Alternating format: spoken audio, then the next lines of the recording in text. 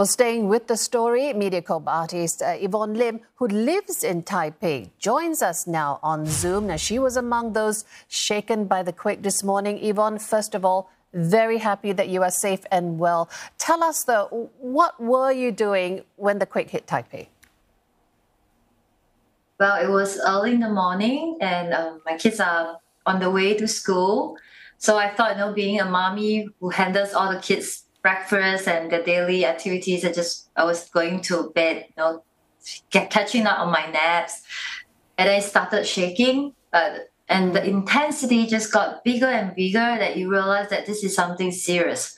So I ran downstairs to my living room. I forgot my handphone. I just forgot everything. It was so shaky.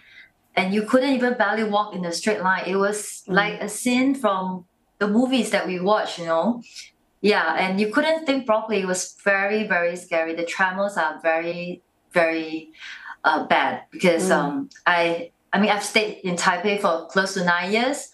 And this is the first time that I really felt fear, and I was thinking that it might be the end for me.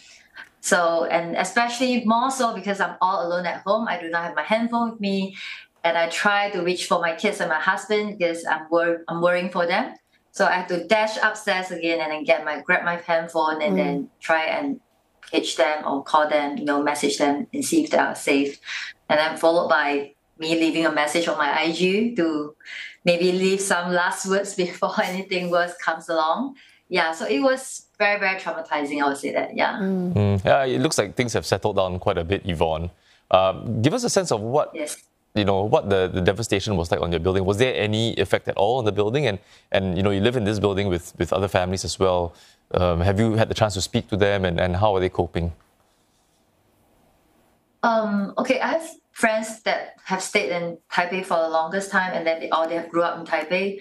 They said that the tremors was even worse than the 9/1 earthquake. So I guess the good thing is because the earthquake did not last too long, it stopped. Because if it goes on, I think it will be it might be catastrophic. So yeah, so it was shaking for around it started at 7:58, and then I was down at around 8:02, and so it was still shaking. So maybe lasted for 3 or 4 minutes, but it might be very short in our way, 3 or 4 minutes, but it's actually very long for when there's an earthquake. You were really holding on to your breath, your last breath, hoping that it will stop. And yeah, and then my building has because I'm staying in a newer building where they have anti-shock absorbers, so the building is able to sway along to the quake, and then it was something that can counteract the shakes or the tremors.